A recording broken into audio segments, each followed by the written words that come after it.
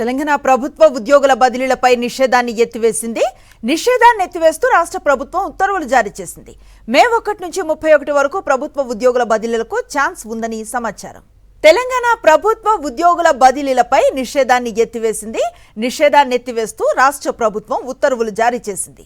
మే 1 నుంచి 31 వరకు ప్రభుత్వ ఉద్యోగుల బదిలీలకు ఛాన్స్ ఉందని సమాచారం. బ్రేకింగ్ న్యూస్ చూస్తూ ఉన్నాం. తెలంగాణ ప్రభుత్వ ఉద్యోగుల బదిలీలపై నిషేధాన్ని ఎత్తివేసింది. ఈ నిషేధాన్ని ఎత్తివేస్తూ రాష్ట్ర ప్రభుత్వం ఉత్తర్వులు జారీ చేసింది. మే 1 నుంచి 31 వరకు ప్రభుత్వ ఉద్యోగుల బదిలీలకు ఛాన్స్ ఉందని సమాచారం అందుతోంది. కంప్లీట్ డీటెయిల్స్ అందిస్తారు మా కరెస్పాండెంట్ శేఖర్. చెప్పండి, ఈ బదిలీలపై నిషేధం సంబంధించి ఎటువంటి డీటెయిల్స్ ఉన్నాయి? ఇది ఎత్తివేయటం మూలన ఉద్యోగులకు ఎలాంటి ప్రయోజనం కలిగే అవకాశం ఉంది? సో జీవో నెంబర్ 38 రాష్ట్ర ప్రభుత్వం విడుదల చేసింది.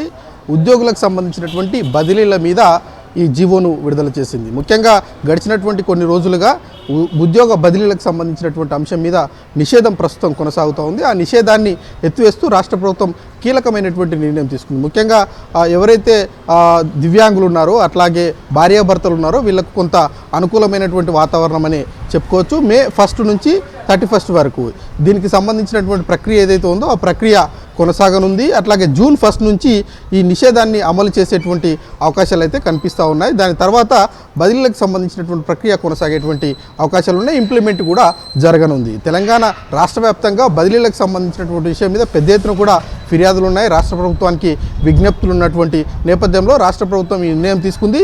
ఈ రాష్ట్ర ప్రభుత్వం తెలంగాణలో కాంగ్రెస్ ప్రభుత్వం వచ్చిన తర్వాత 2024లో ఒకసారి ఈ బదిలీల మీద నిషేధం ఎత్తివేస్తూ నిర్ణయం తీసుకుంది. అప్పుడు చాలా డిపార్ట్మెంట్లలో ఏవైతే బదిలీలకు సంబంధించినటువంటి ప్రక్రియ కొనసాగింది. దాని తర్వాత మరొకసారి ఇప్పుడు ఈ బదిలీల మీద నిషేధం ఎత్తివేస్తూ నిర్ణయం తీసుకుందని చెప్పుకోవచ్చు. మరి ఈసారి జరగబోయేటువంటి బదిలీల ప్రక్రియకు సంబంధించినటువంటి విషయం మీద ఆయా డిపార్ట్మెంట్లో ఎంత మేరకు విజ్ఞప్తులు వస్తాయి, ఎంత మేరకు బదిలీలు జరుగుతాయి, ఎందుకంటే చాలా శాఖల్లో బదిలీలు జరిగాయి. డిప్యుటేషన్లకు సంబంధించినటువంటి విషయం మీద పెద్ద ఎత్తున కూడా గందరగోళ వాతావరణం ఏర్పడుతూ ఉంది. బదిలీలకు సంబంధించినటువంటి ప్రక్రియ తెర మీదకి వచ్చినప్పుడల్లా పెద్ద ఎత్తున కూడా విమర్శలు వస్తూ ఉన్నాయి. మంత్రుల మీద విమర్శలు వస్తూ ఉన్నాయి, ఉన్నతాధికారుల మీద విమర్శలు వస్తున్నటువంటి నేపథ్యంలో ఈసారి జరగబోయేటువంటి బదిలీల ప్రక్రియ చాలా పకడ్బందీగా చేయాలన్నటువంటి ఆలోచనలో రాష్ట్ర ప్రభుత్వం ఉంది. దానికి సంబంధించినటువంటి కసరత్తును కూడా గత 2-3 నెలల నుంచి జరుగుతున్నటువంటి పరిస్థితుల నేపథ్యంలో ఇప్పుడు ఈ నిర్ణయం తీసుకుంది.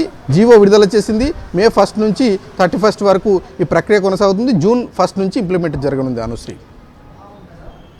Shekhar, right, thank you Shekhar.